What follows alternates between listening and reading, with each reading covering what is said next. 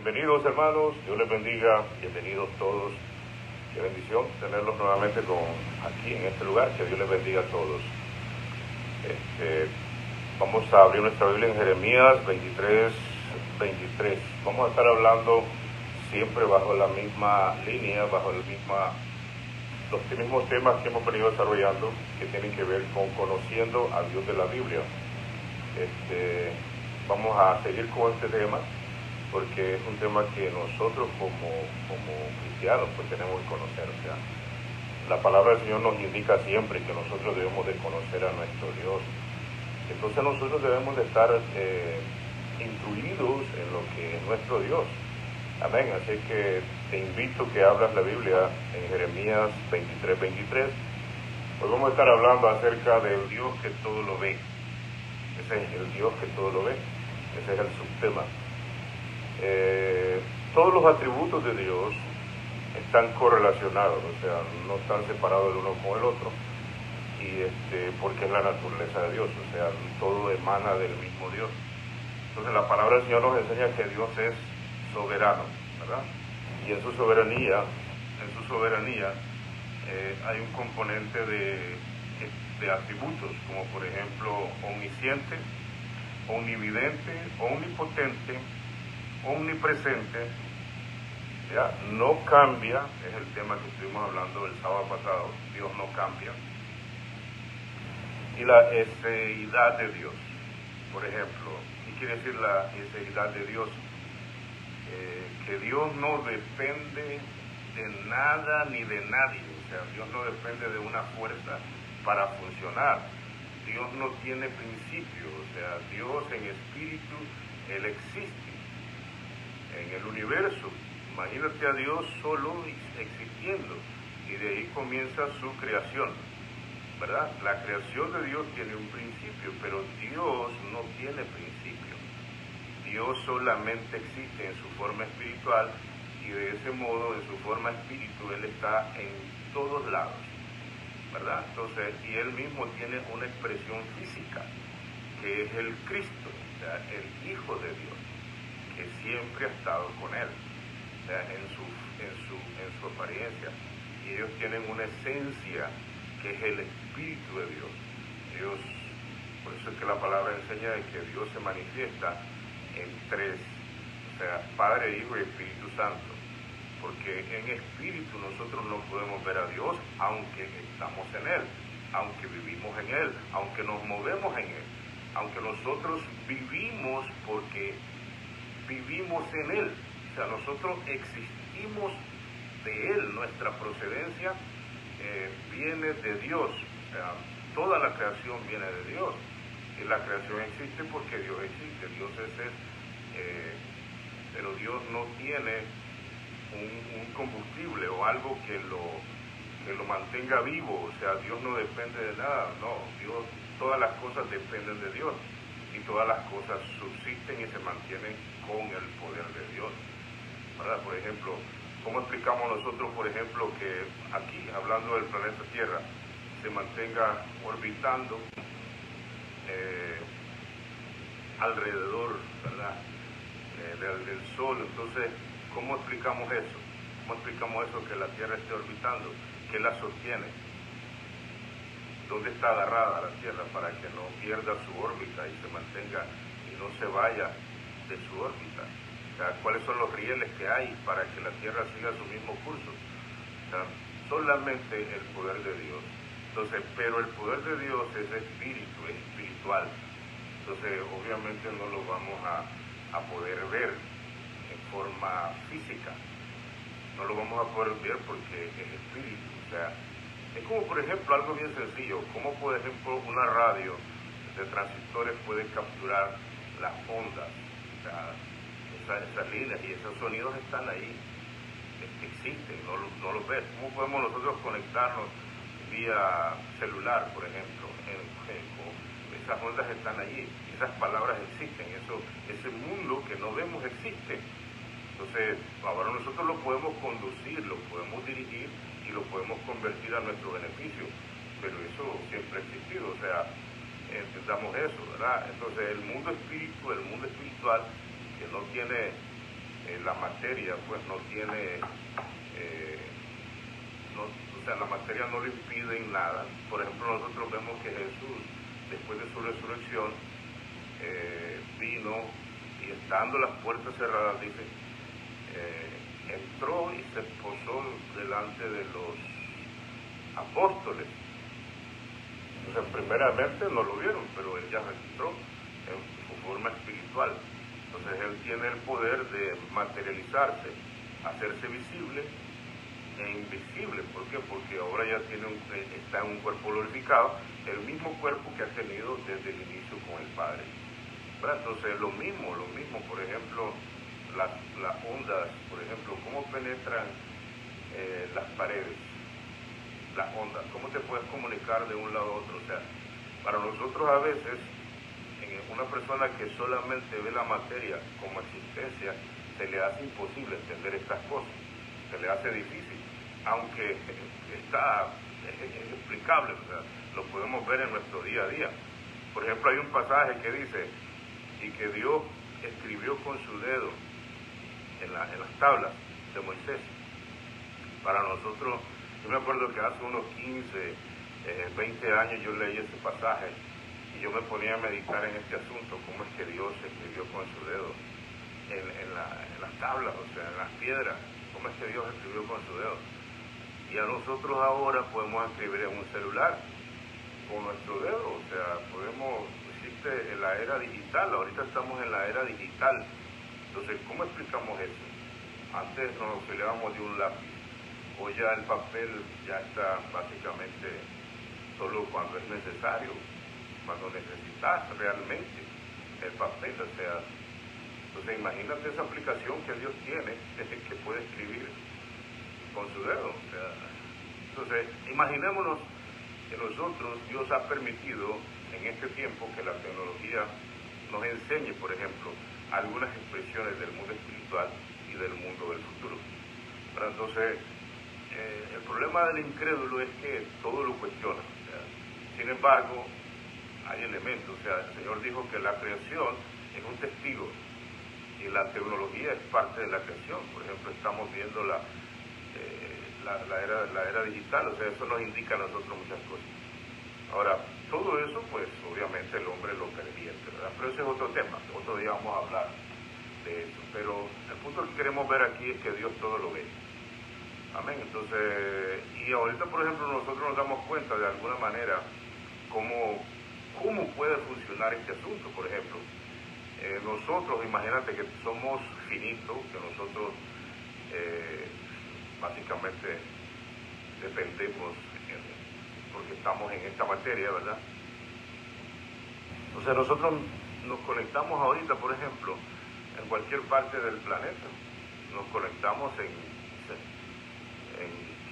tiempos récord, o sea, es tremendo, ¿verdad? ¿Y cómo podemos nosotros estar informados y podemos ver un montón de cosas?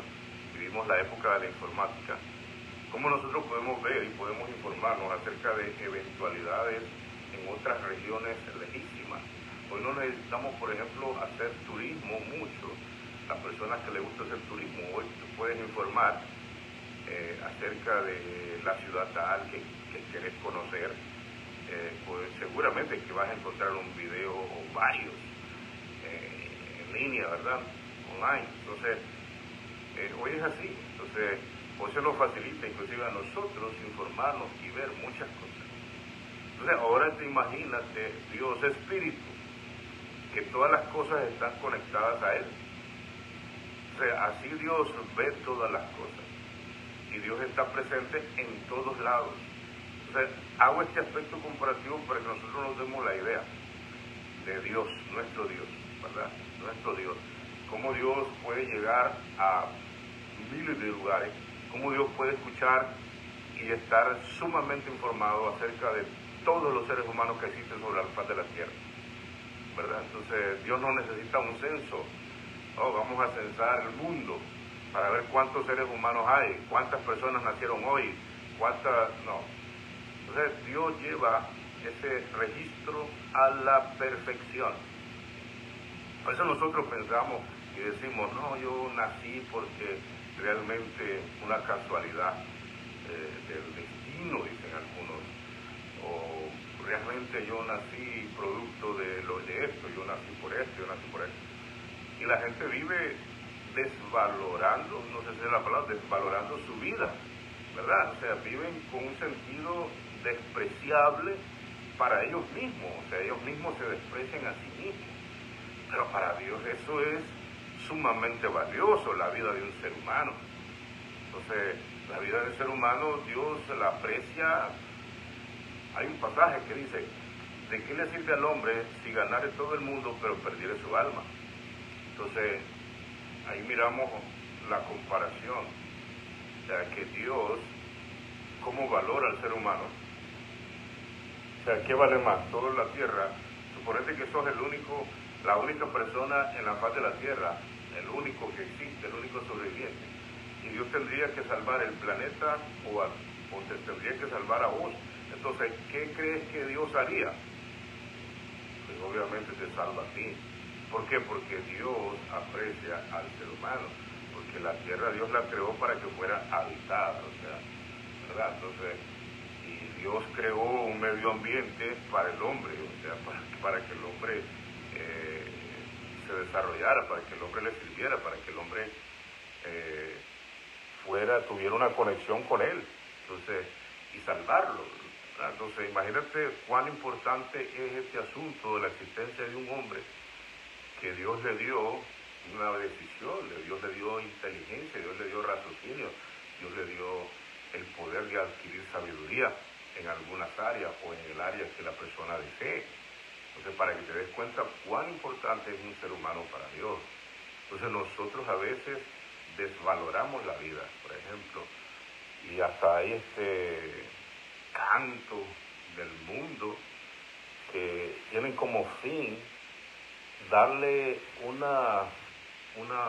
a la mente del hombre una desvalorización de la vida, o sea, no valorar la vida en sí, o sea, la vida del hombre. Entonces, es tan importante esto que hay mandamientos que le dicen no matarás. Entonces, para Dios, un ser humano, pues es hecho a imagen y semejanza de Dios. O sea, que cuando Dios hizo al hombre no se inspiró en otras cosas, no se inspiró en un árbol, no se inspiró en un animal, no se inspiró en un querubín, no se inspiró en los 4 seres vivientes que están alrededor de su trono, que le dicen santo, santo, santo, santo. No, Dios se inspiró en el hombre, en él mismo, para crear al hombre. O sea, lo hizo a su imagen conforme a su semejanza. Entonces entendamos y nosotros valoremos la vida. Este asunto, por ejemplo, de salvación, agarrémoslo bien en serio. Y aunque las personas se proclamen lo que se proclamen, pero darle lugar a este análisis, a esta búsqueda de que Dios nos ha dado una oportunidad grande a nosotros. O sea, el hecho de que nosotros nacemos en la tierra, o sea, eso es permitido por Dios, pero detrás de todo esto hay un propósito inmenso, eterno para el hombre. O sea, Dios, imagínate cómo ve Dios al hombre que la única manera de salvarlo era derramando sangre inocente para pagar la deuda ante la ley, o sea, porque las leyes de Dios son inquebrantables, ¿verdad? Entonces, cuando por ejemplo Lucifer se rebeló, inmediatamente fue desechado y después vino el juicio, pues vino el proceso de demostrar su culpabilidad, aunque ya de antemano se sabía que era culpable, pero vino el proceso de demostrar su culpabilidad y Jesús lo demostró con su obediencia. Y también lo juzgó y lo condenó en la cruz del Calvario. Ahora, imagínate pues cuán importante es este asunto que Dios tuvo que poner su propio Hijo, o sea, Jesús, Cristo, tomó forma de hombre y entonces el Verbo se hizo carne y murió. O sea, para que te des cuenta la importancia, o sea, que Dios ama al hombre, o sea, lo que pasa es que el hombre desobedece a Dios, o sea, el hombre se quiere ir en pos de la desobediencia, o sea, entonces, eso hay que entenderlo para nosotros entender por qué es que Dios ve al hombre, examina al hombre, amén, o sea, porque cuando la palabra dice que Dios todo lo ve, se refiere a que no solamente lo ve para ver qué maldad está haciendo, sino que ve con el propósito de ayudarlo, de ser propicio a sus necesidades. Amén, o sea, el fin primario de ver al hombre y que el hombre está bajo supervisión constante por medio de los atributos de Dios, no quiere decir que lo está examinando solamente para matarlo, para condenarlo, porque el hombre le desobedece. No se refiere a eso. En primera instancia, el objetivo es de que el hombre sea ayudado para venir a Dios. Porque, como te dije, Dios está interesado en el hombre de una manera, y lo ha demostrado, o sea, lo ha demostrado bíblicamente. Entonces, el mismo hombre es el que no se da valor a sí. Por ejemplo, nosotros miramos todas las películas, todos radican alrededor de la muerte. Por ejemplo, los video games, los juegos de los muchachos, que eso es terrible, ¿verdad? Destruyen la mente de los muchachos. Entonces, todo es a base de matar. Y entonces el hombre vive con ánimos de venganza, entonces el hombre desprecia la vida de su prójimo y desprecia su vida. Y ese es una preparación mental de un sistema que la Biblia le llama el misterio de la iniquidad, ¿verdad? Entonces, y el lado material, o sea, el hombre ha hecho una industria de esa debilidad del hombre, de la venganza, del odio, ¿verdad? Entonces, se lucra el hombre del hombre, incitándolo a la violencia. Entonces, y nosotros somos tendenciosos a la violencia, obviamente. ¿Por qué? Porque estamos en una naturaleza caída. Entonces todo lo resolvemos con violencia.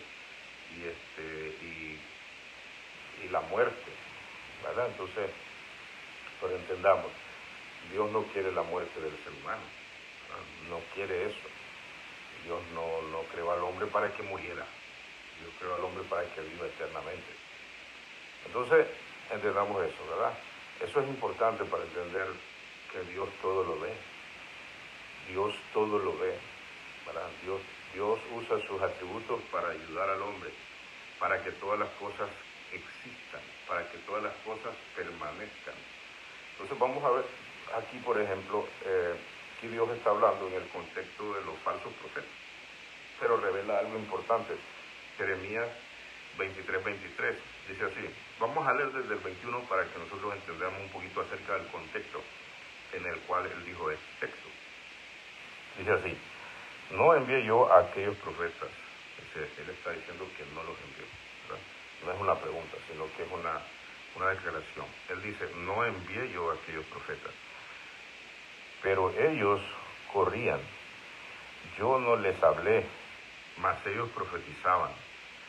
Pero si ellos hubieran estado en mi secreto, habían hecho oír mis palabras a mi pueblo, y lo habrían hecho volver a su mal camino, lo habrían hecho volver de su mal camino y de la maldad de sus obras.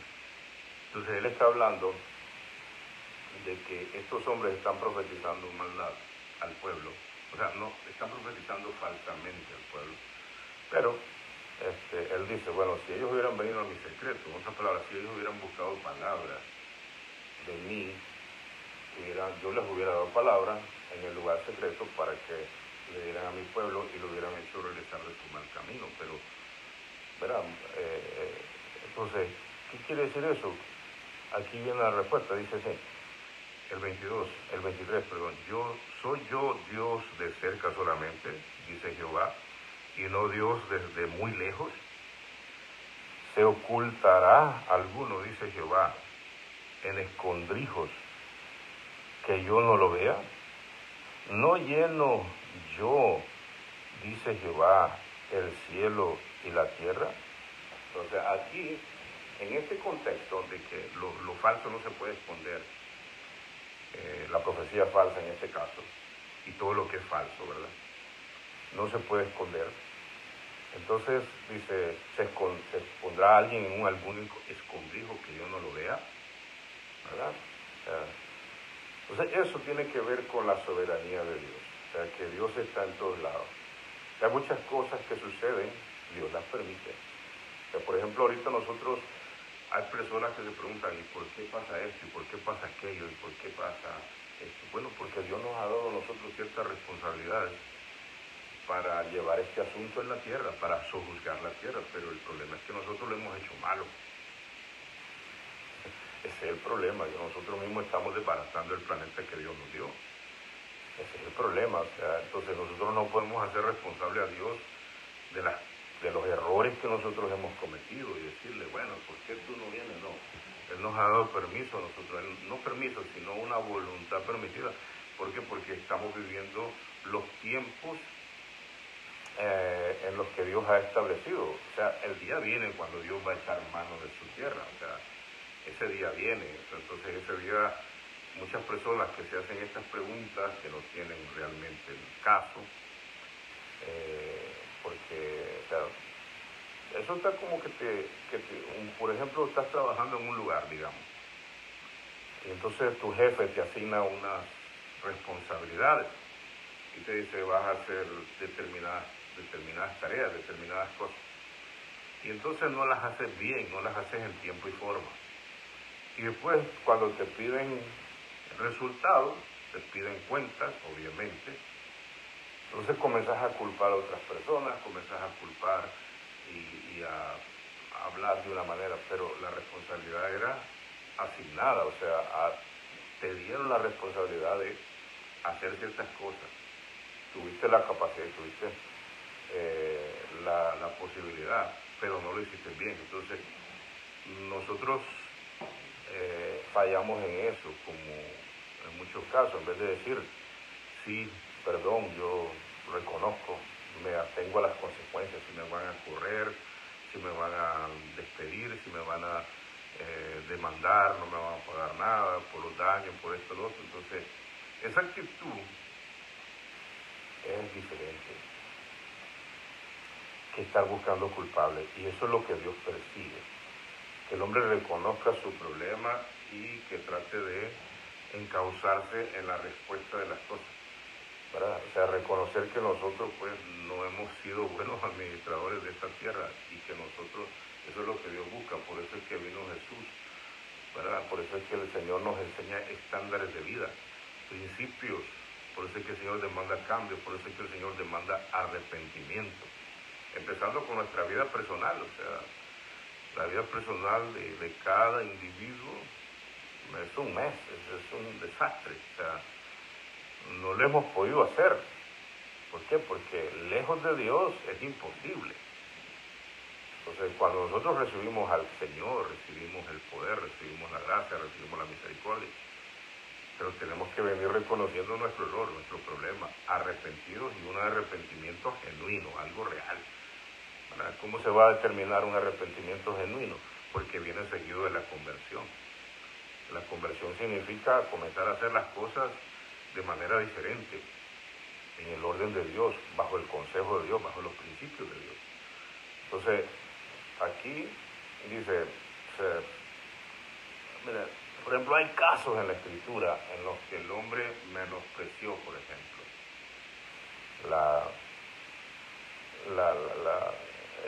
o sea, que el Dios ve todo. Por ejemplo, el caso de Caín, el primer muerto, Abel. Entonces, cuando a Caín se le demanda, cuando viene el Señor y le dice, ¿dónde está tu hermano? Entonces Caín le dice que soy yo guarda de mi hermano, después que lo había matado. Entonces, eso es menospreciar a Dios. Ese es un problema. ¿Por qué? Porque producto del desconocimiento. Entonces, como te digo, nosotros siempre buscamos la excusa. Y muchas personas, por ejemplo, entienden de que Dios los está viendo. O sea que cuando Dios pregunta algo, no es porque Él no lo sabe, sino porque nos da una oportunidad. Cuando Dios nos pregunta algo, cuando Dios nos dice algo, cuando Dios nos pide algo, o sea, no es porque, no, es porque inclusive en medio de esa situación, pues nosotros, Dios nos está dando una oportunidad de cambio. Amén. Entonces le dice, y que soy yo guarda de mi hermano.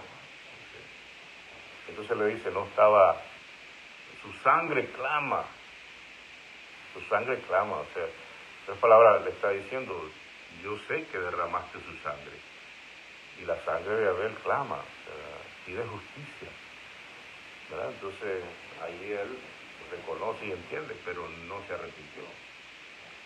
Ahora, hay otro caso, por ejemplo, Saúl, cuando iba a ser rey, le iban a nombrar rey. Saúl era como medio cobarde, y le van a asignar una responsabilidad tremenda, o sea, lo van a nombrar rey de Israel, y el mismo día que que están en el acto, y están haciendo la ceremonia, y están haciendo una fiesta, mataron animales para comer, entonces al momento en que lo van a nombrar rey no lo encuentran a Saúl. Y entonces, ¿y Saúl? ¿Qué pasó con Saúl? Entonces vino palabra de Dios a Samuel y le dice, ahí está escondido en el bagaje de los animales, ¿verdad? Entonces, y lo fueron a sacar ahí. Y Saúl, ¿qué estás haciendo aquí escondido? No, es que estaba con miedo. Entonces lo sacaron, ya lo nombraron rey. Eso era, ¿verdad?, un sinónimo de cómo iba a ser su reinado, alejado de Dios, escondido de Dios. Eso ya era una expresión hay un dicho que dice, por la víspera se saca el día. Entonces, exactamente eso, o sea, comenzaron a haber ciertas manifestaciones, pero la gente siguió en su pecado, en su existencia, porque el Señor puso a Saúl, pero no era la voluntad de Dios, porque el pueblo, Dios está allí dándoles al pueblo lo que ellos pidieron. Entonces, ¿por qué?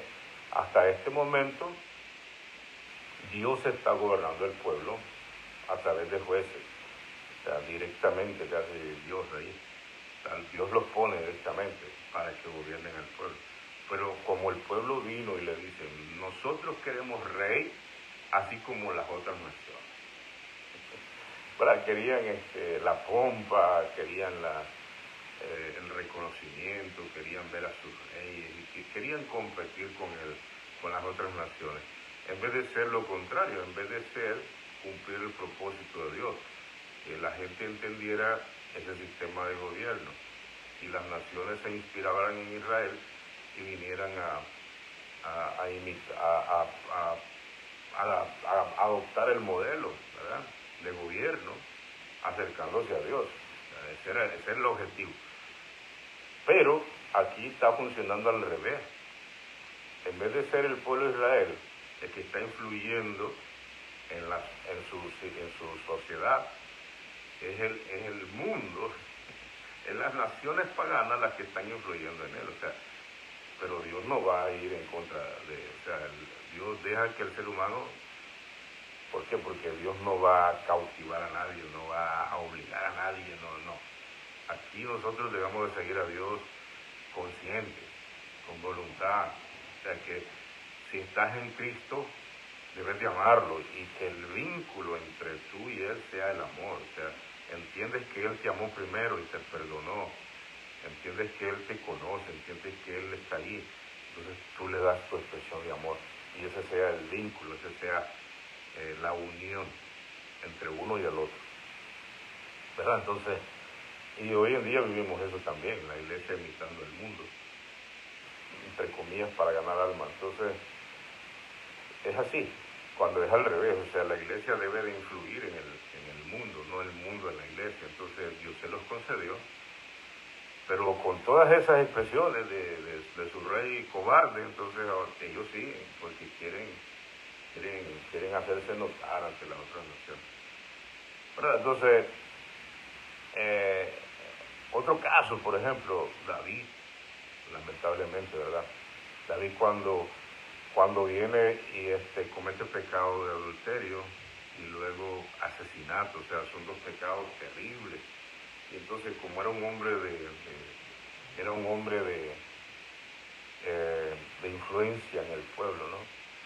Y tenía un testimonio tremendo, y el hombre que había llevado a Israel a un nivel de gloria, por llamarlo de algún modo, habían logrado una posición económica tremenda, habían tenido un ejército consolidado, estadistas, habían tenido un sacerdocio, o sea, es una expresión del pueblo como no la había habido antes. Nunca antes el pueblo de Israel había estado en ese nivel, o sea, tremendamente.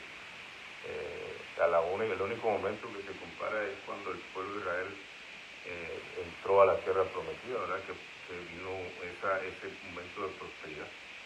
Pero con David, pues, el pueblo alcanzó un nivel tremendo y era una nación de influencia. Pero lamentablemente el rey David se descuidó, ¿verdad? Y caen en pecado terrible. Después se arrepintió, pero él está escondiendo su pecado. Está escondiendo su pecado. Y como Dios trata con los seres humanos de la misma manera, no le escondió Dios su pecado. En otras palabras, no fue de la misma manera que David tratando el asunto. O sea, es el rey que yo he puesto, no. Pues Dios trata con nosotros independientemente de quienes seamos, y las cosas salen a la luz. Entonces, Dios es longánimo. O sea, Dios le dio la oportunidad a David para que arreglara ese asunto, a pesar que era un asunto bien grave, terrible. Entonces, como David no le ponía atención al asunto y lo estaba dejando así, escondido, entre comillas. Entonces Dios mandó un profeta, Natán, y entonces vino y le dijo a David, le puso una parábola, ¿verdad? Entonces ya nosotros sabemos, y le trajo el pecado enfrente. ¿Por qué? Porque Dios está en todos lados. Ese es el punto aquí, que nosotros no nos podemos esconder de Dios. Seamos de Dios o no seamos de Dios. O sea, dice la palabra de Dios que Él ve a los malos y a los buenos, entre comillas. Pues no hay nadie bueno, pero para hacer una distinción. Pero Él ve al creyente y al incrédulo, al impío y al piadoso. O sea, al que teme a Dios y al que no teme a Dios. Él los ve y los examina. Por ejemplo, si nosotros proclamamos que somos cristianos y no somos coherentes de manera sincera, de manera personal, con lo que nosotros decimos que somos, pues Dios nos evalúa. Y fíjate que esto es un beneficio para nosotros, porque, por ejemplo, el ser humano es tendencioso a hacer acepción de personas. ¿Por qué? Porque la mayoría de los seres humanos se guían por los intereses, ¿verdad?, personales. Y inclusive la ley de muchos países se aplica de manera diferente a las personas, dependiendo de su condición económica, de su abolengo social, económico, de su trayectoria familiar, por influencias, por lo que sea. Ese es típico, o sea, en todas las sociedades, o sea, no solamente en determinados lugares, eso es parte del hombre. Entonces, se tiende a inclinar la balanza de la justicia muchas veces, ¿verdad? O, por ejemplo, hay casos, por ejemplo, la vez pasada estaba viendo unos casos de unas personas que habían sido condenadas por delitos que nunca habían cometido. Bueno, entonces, sin embargo, la ley en determinado momento, mala praxis de la policía investigativa, no habían pruebas claras, o quizá o sea, obviamente mala praxis, ¿verdad? Que no analizaron los testigos, las evidencias recogidas, y etcétera. Entonces, pero llegó el juez o la jueza a la conclusión de que esas personas eran culpables. ¿Cuántos casos no se han dado así? O sea, ¿cuántas personas son muertas porque alguien dijo que los había visto hacer cualquier cosa y eran mentiras? Por ejemplo, hay un caso en la Escritura con Jezabel, cuando le robó la tierra a Nabot, la tierra, y se la dio a su esposo, Acab. Y ella vino e inventó 2 testigos falsos, los llevó a la plaza pública y que declararan de que Nabot había proclamado blasfemia contra el rey, contra Dios. Y así lo apedrearon al hombre en la plaza pública y fueron y le quitaron sus bienes. Entonces, hermano, o sea, es terrible, ¿verdad? Entonces le arrebataron su viña, solo porque estaba pegado a la casa del palacio. Y entonces el Acab quería tener un huerto ahí, donde sembrar sus verduras y sus cosas. Y como era un hombre pusilánime, blandengue, entonces Jezabel le dice, ¿de qué estás triste? ¿Por qué estás triste? Espérate, yo te voy a dar esa viña. Y se la dio, pero usando la mentira, usando esa trama terrible, ¿no? Entonces, en cambio, si nosotros analizamos el asunto, nosotros somos beneficiados por ese atributo de Dios realmente, porque nosotros vamos a ser examinados correctamente, y no es que nosotros ganemos nuestra salvación, porque eso es imposible. Dice la palabra del Señor que la única manera de expiar el pecado es con derramamiento de sangre, ¿verdad? Entonces, ¿por qué? Porque los pecados son penas capitales, o sea, penas de muerte. Eso es lo que quiere decir. O sea, que si, por ejemplo, en el día de hoy todos fuéramos juzgados, todos los seres humanos hoy fuéramos a la silla eléctrica, inclusive los jueces, inclusive los fiscales, inclusive todo el mundo. ¿Por qué? Porque todo el mundo merece morir producto de pecado, o sea, porque todos hemos pecado. Y hay pecados de diferentes maneras, el pecado de omisión y el pecado de comisión, ¿verdad? Entonces, todos. Pero si nosotros nos damos cuenta, cuando la Escritura dice que Dios lo ve todo, pues Él los va a valorar a nosotros, nuestra fe. Y todo ese sistema de pruebas y examinaciones y desafíos que Dios nos va poniendo, es porque Él ha hecho un análisis de nosotros basado en ese atributo, que todos lo vean. Y entonces Él analiza que a nosotros nos necesitamos un empujón más para ser más genuinos. Y entonces nos va purificando. Entonces, es que nuestra fe va siendo purificada como el oro refinado, de mejor quilataje. Entonces, ¿qué quiere decir eso? Que antes de que Dios permita una prueba a nosotros, o Él mismo nos ponga una prueba, como el caso de Job, por ejemplo, Él analiza, número 1, si somos capaces de resistir esa prueba. Número 2, analiza nuestro estado en ese momento, cómo nosotros estamos o en qué nivel de fe estamos. Quizá todavía, ¿verdad?, nosotros no hemos establecido el vínculo perfecto entre Dios y nosotros, que es el amor, el perfecto amor, ¿verdad? Entonces, no hemos llegado a ese nivel. Quizá veniste a Cristo porque tenías necesidad de una sanidad, por ejemplo, ¿verdad? O tu matrimonio se estaba despedazando y veniste con la esperanza de que el Señor te ayudara, o veniste porque estabas pasando una crisis económica y eso te impulsó, o veniste porque te sentías abandonado, te sentías solo, te sentías, ¿verdad? O porque, o sea, pero no entendés todavía tu verdadera necesidad, ¿verdad? Entonces, las circunstancias nos ayudan a nosotros. Eso se convierte como un arriero ¿verdad? Que te empuja a Cristo. Pero no es el vínculo perfecto. O sea, Dios te puede sanar, amén, gloria a Dios. Amén. Y lo que le estoy diciendo es de que está bien que nosotros vengamos por cualquier motivo al Señor y que esa sea nuestra motivación momentánea. Pero nosotros debemos de trascender y establecer los vínculos entre Jesús y nosotros. Y eso nosotros lo vamos a ir desarrollando en la medida que vayamos conociendo más a Dios, entendiéndolo a Él. Y de ese modo vamos entendiendo nuestro verdadero problema, ¿verdad? ¿Por qué? Porque nosotros verdaderamente, el ser humano no entiende ni su problema, mucho menos que va a descifrar la solución. ¿Me entendés? Entonces, y así, imagínate una persona ciega que está caminando en el borde de un precipicio, un paso en falso y se muere. Pero como es ciego, él no mide la densidad del peligro, ¿verdad? Y digamos que él lo que quiere es agua.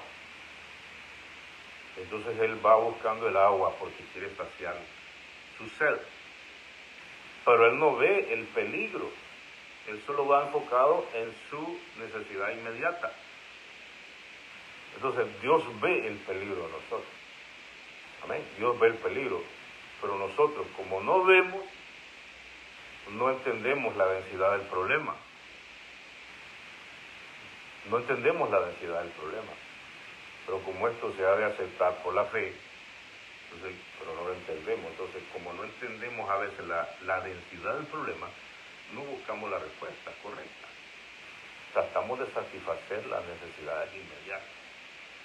Y gloria a Dios, porque venimos al Señor. Amén. Entonces, eso es un beneficio para nosotros. ¿Verdad? O sea, los que seguimos a Cristo no tenemos que preocuparnos en el sentido de que Dios ve todas las cosas, sino que tenemos que darle gracias. ¿Por qué? Porque nuestra fe es evaluada correctamente. Y nuestro trabajo, nuestro servicio en el Señor es evaluado correctamente por Dios. Por ejemplo, ¿cuántas personas que trabajan bien, trabajan duro, son muy responsables, llegan minutos antes de la hora de entrada, son eficientes en el trabajo, traen producción a la empresa, salen un poquito tarde, o sea, que son personas tremendas y no son valorados por los jefes, por los patrones. Le dan prioridad a otras personas, que a veces son menos esforzados. Entonces ahí viene frustración en el individuo, ¿verdad? Pero nosotros, que Dios todo lo ve, esa es una ventaja. Porque si nosotros estamos buscando y estamos esforzándonos y estamos con el ánimo de agradar al Señor, pues es una satisfacción que el Señor nos está viendo. Asimismo, cuando nosotros no estamos haciendo las cosas bien, hay un golpe de conciencia y decimos, yo no me estoy esforzando lo suficiente, estoy perdiendo el tiempo, estoy siendo irresponsable con esto, irresponsable con aquello. Entonces, ¿por qué? Porque nosotros sabemos que Dios nos está viendo, ¿verdad? Entonces, el que es incrédulo, pues, tiene una conciencia, pero ya hay un dispositivo desde su nacimiento, la existencia de Dios. Lo que pasa es que el hombre en el caminar va negando a Dios, pero no es que él no entienda, o sea, no tiene idea de que Dios existe, ¿verdad? Pero unos no le hacen caso a eso. Amén. Pero él sabe que cuando va a hacer cosas malas tiene que esconderse. Entonces eso le indica de que, ¿verdad? De que está mal lo que hace. Ahora, se puede esconder el hombre de la esposa, por ejemplo, el adúltero. Se va y se esconde de la esposa, se va con la amante a un lugar secreto, y o viceversa. O sea, hay mujeres que traicionan al esposo, se van con el amante a un lugar secreto. Y aparentemente nadie los vio, pero en el mundo espiritual están siendo observados y los ven. ¿Cuántos crímenes han sucedido que nunca se esclarecieron. Pero Dios eso lo conoce a la perfección. Las personas entierran los cadáveres, que matan a alguien, lo entierran y aparentemente el crimen perfecto. Pero no, o sea, y no solamente Dios sabe o Dios ve las cosas que suceden, no, Dios ve y examina el corazón. Por ejemplo, cuando precisamente Samuel va a ungir a David, David andaba trabajando en el campo. Y entonces dice de que le dice a Esaí, el papá de David, y sus hermanos, tráeme los hijos que tienes, porque Dios se va a proveer del futuro rey de aquí. Pues él va a ungir como rey para suceder a Saúl. Entonces, cuando pasa el mayor, un muchacho alto, bien parecido, fuerte, entonces Samuel tiene la idea de Saúl como rey, ¿verdad? Él dice que Saúl era una persona bien alta, dice que sobrepasaba de los hombros para arriba a todos los hombres. Entonces digamos que el promedio, ¿verdad?, de los israelitas, no sé cuál será la estatura, son muy parecidos a los latinos, ¿no? Entonces, digamos que el promedio del hombre israelita sea, qué sé yo, de unos 5'10", 5'9", 5 o 6 pies, pongámosle 6 pies. No sé, a lo mejor estoy equivocado. Digamos que ver la estadística, el promedio de estatura. Entonces digamos que de los hombros para arriba, entonces Saúl podría tener casi unos 7 pies, tal vez más, unos 7 pies, digamos. 6, 10, 6, qué sé yo, algo así. 6, 6, 7, entre 6, 7 a 7 pies. Ahora, cuando Samuel ve eso, es un hombre alto, fornido, bien de buena apariencia, entonces Samuel dice, verdaderamente inmediatamente como Samuel era profeta, ¿verdad?, viene y le dice al Señor, yo lo desecho, porque el hombre ve lo que ven sus ojos, pero Dios ve el corazón. O sea, Dios no solamente ve las cosas que hacemos, Dios ve el corazón, analiza el corazón. Por eso es que la palabra del Señor dice así, dice, esto no es del que quiere ni del que corre, sino de quien Dios tiene misericordia. Entonces, ¿por qué? Porque muchas personas quieren algunas cosas y quieren esto y quieren a lo otro, pero a veces las motivaciones no salen a la luz, pero Dios conoce las motivaciones, Dios conoce el corazón de los seres humanos. O sea, Dios no solamente ve las obras de los hombres, sino que Dios ve lo que está en el corazón. O sea, Dios ve y sabe no solamente lo que está sucediendo hoy. Por ejemplo, nosotros estamos informados de lo que está aconteciendo hoy, por ejemplo, en el mundo, pues, más o menos. Nosotros podemos decir, bueno, esto está sucediendo aquí, y se pueden hacer algunos pronósticos basados en estadística, basados en eventualidades pasadas, de lo que va a suceder más luego, ¿verdad?, en el futuro. Pero no necesariamente son aciertos, no necesariamente son cosas que son correctas. Entonces, por eso es que la adivinación es mentira. O sea, no existe que te van a adivinar el futuro, que te vas a pasar con esto, que vas a tener fortuna. Eso es mentira. El diablo no puede conocer el futuro, no puede saber el futuro. Entonces eso es estafa, eso es falso. Ahora, que existe la brujería y la hechicería, por supuesto que existe. Pero el diablo te puede ver tu pasado y te puede decir cualquier cosa del pasado, pero no del futuro. Te puede engañar y te puede hacer creer de que te está hablando cosas del futuro. Pero no es que realmente él, lo que pasa es que él es mentiroso por excelencia, o sea, mentiroso por excelencia, qué contradicción. Es mentiroso o sea, por naturaleza, o sea, eso es el padre de la mentira. Ahora, pero Dios sí, Dios conoce el futuro. Por ejemplo, nosotros sabemos por las escrituras, la profecía bíblica que nosotros tenemos, ¿verdad? Entendamos que la Biblia es un gran porcentaje profético. Entonces, por ejemplo, nosotros estamos viviendo eventos que ya la Biblia había profetizado, entonces, de los últimos días, y hay señales de los últimos días. Entonces, eso Dios lo ve en el futuro, o sea, que van a acontecer cosas y que Dios los permite. Amén. O sea, no es que Dios haya creado algunas cosas, sino que Dios sabe lo que viene. Dios sabe en qué se va a causar el ser humano y entonces le pone fin hasta cierto punto. ¿Verdad? Entonces Dios ve el futuro y lo escribe y lo advierte a los seres humanos. ¿Para qué? Para que los hombres obedezcan. Entonces, ciertamente en este contexto, ¿verdad?, de profecía.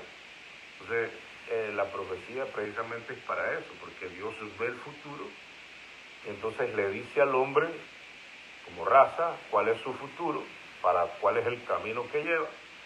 ¿Para qué? Para que el hombre se arrepienta, y muchos se volteen de ese camino, otros van a seguir en esa rebeldía.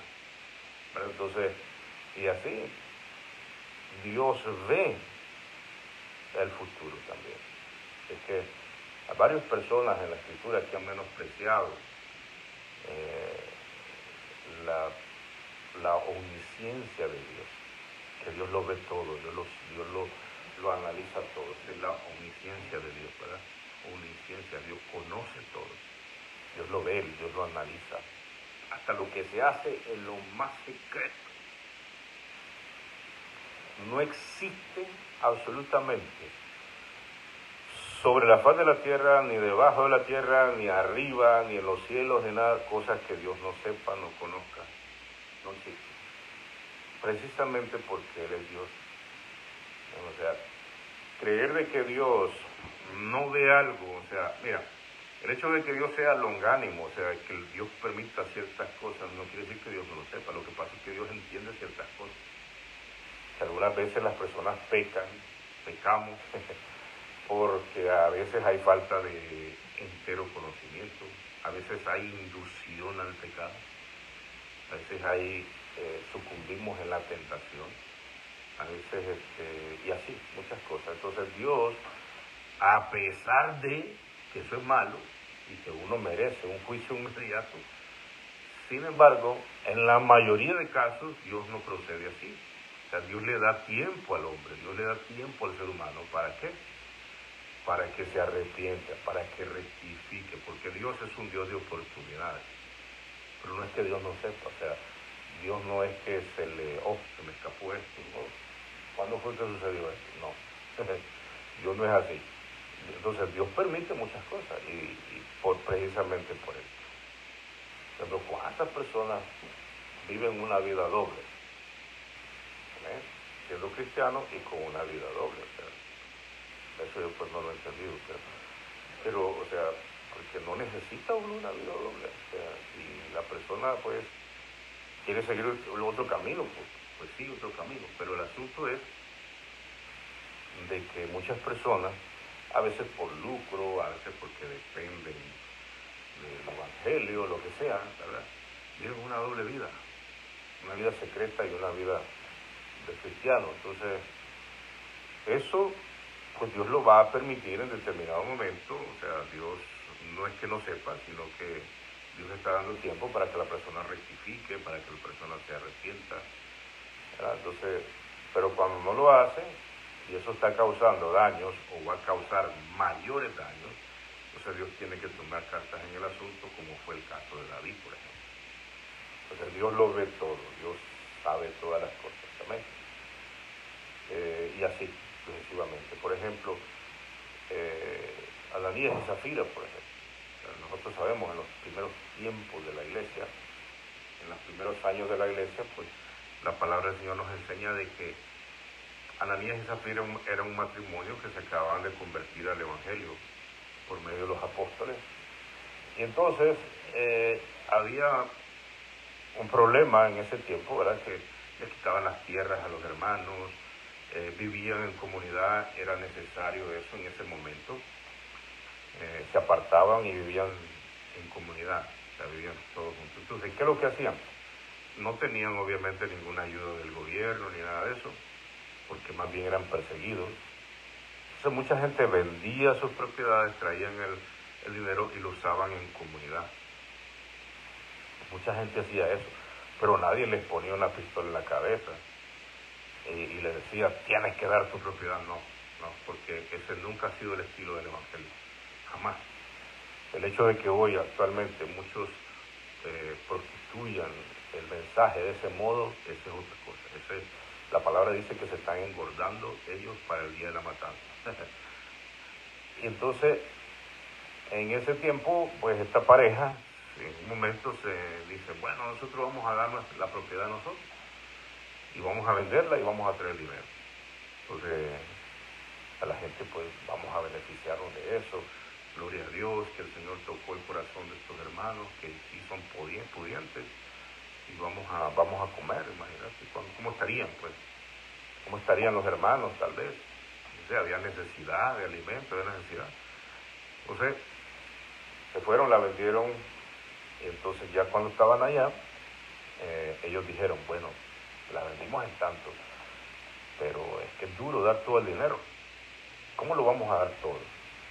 Entonces ellos se pusieron de acuerdo y dijeron, vamos a decir que dimos la propiedad en tanto. O sea, obviamente menos, ¿verdad? Y el otro tanto lo vamos a guardar. ¿Quién les dijo que vendieran la propiedad? Nadie.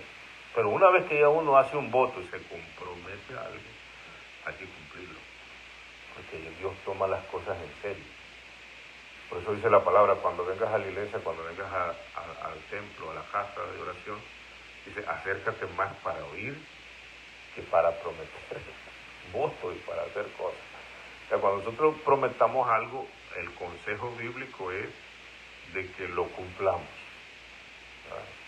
¿Cuántas personas cuando vienen de camino ahí, vienen de camino mojados ahí, para estos lados del norte, prometen que cuando vengan aquí se van a congregar en una iglesia, que van a buscar a Dios, y que le prometen un montón de cosas al Señor?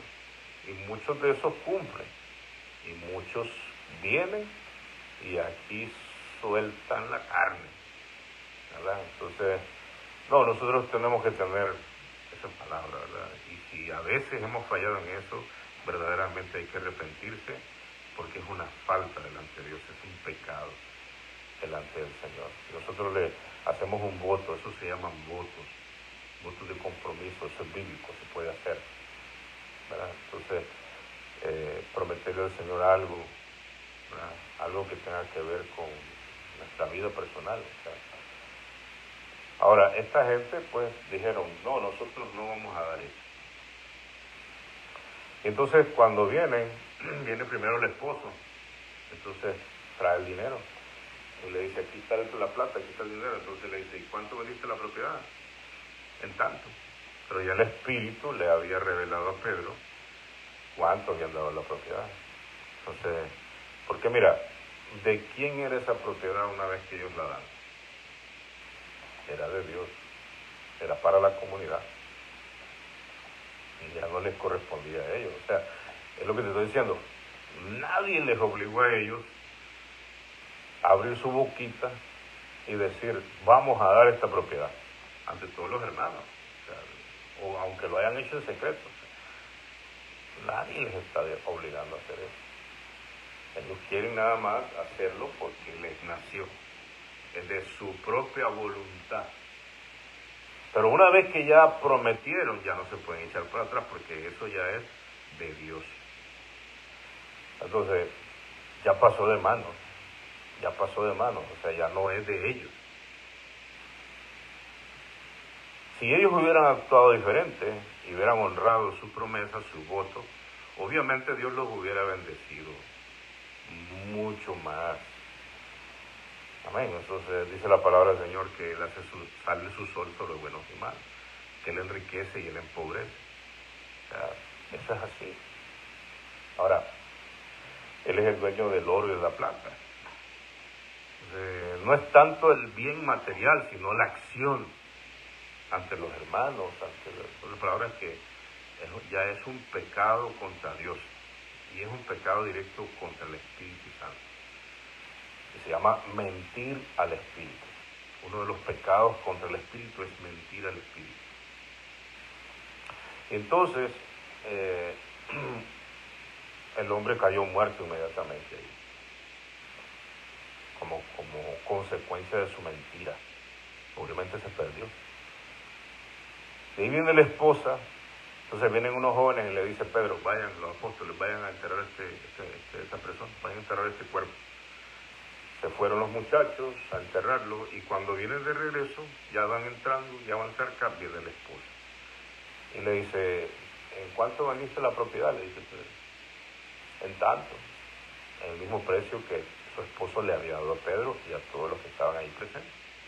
Entonces le dice, bueno, los que fueron a enterrar a tu marido, ahorita vienen y ellos mismos te van a llevar a ti. Y ahí cayó la mujer muerta. ¿Por qué el caso se trata de ese modo? Para que haya temor, para que haya evidencia de que una vez que nosotros decimos que somos cristianos, nosotros nos adaptamos a un estilo de vida diferente. Amén. O sea, nos sujetamos a Dios. Y Dios va a estar presente. Dios va a estar presente. Dios trató ese caso así, sí, amén. Pues así va a ser con todos los seres humanos. Lo que pasa es que eso lo hizo inmediato. ¡Pam! Porque Él busca un precedente en el sentido positivo, que las personas digan, no, Dios está presente con nosotros en todo momento. O sea, yo tengo que buscar integridad, yo tengo que buscar ser un cristiano real. ¿Verdad? Entonces, ese es el propósito, ese es el objetivo. Ahora, ¿cuál va a ser el trato con los incrédulos? ¿Cuál va a ser el trato con los incrédulos? Pues el mismo, lo que pasa es que Dios les está dando un tiempo para que se arrepientan, pero al final del día el trato va a ser el mismo. Algunas personas dicen, no, pero la ley era severa, la ley a la gente los apedreaban allí y morían. Entonces, ¿cuál es la diferencia hoy? Hoy lo que vivimos es el tiempo de gracia, en la que Dios extiende el tiempo de la oportunidad a los seres humanos que pecamos. Algunos agarran la misericordia de Dios por la fe, la gracia. Dice que la salvación viene por gracia y esto por medio de la fe. O sea, no es que viene la gracia sola, no, hay que creer en la gracia de Dios. Y ahí somos salvos. Ahora, pero si el ser humano persiste y sigue en su pecado, el final va a ser el mismo. Muerte eterna. Lo único que Dios le permite más tiempo para que reflexione en su caminar, en su andar, para que reflexione y venga a Cristo. ¿Amén? Entonces, entendamos, Dios, a los buenos y a los malos, pues Dios los examina, Dios los ve. Y las obras van siendo apuntadas, sean buenas o sean malas. Es que Dios te bendiga en gran manera, hermano. Y esperamos que estos temas te estén beneficiando, ¿eh? Que Dios te bendiga en grande. Que te aprecia mucho.